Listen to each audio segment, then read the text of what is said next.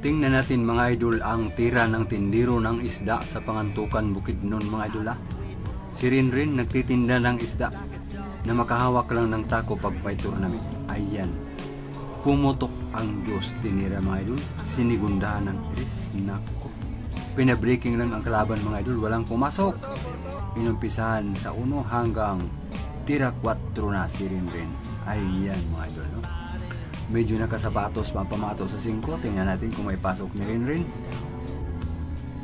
Oops. Ayan, malumanay lang natira mga idol. Pasok pa rin. Tingnan natin ang 6.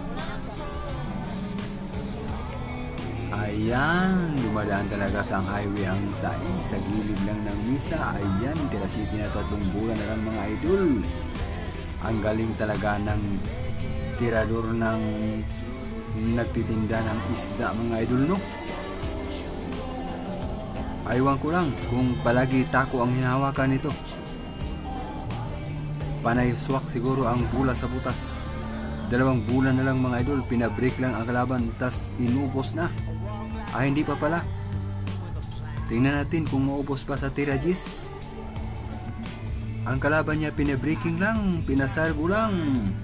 Tinira ang Gis. Pasok.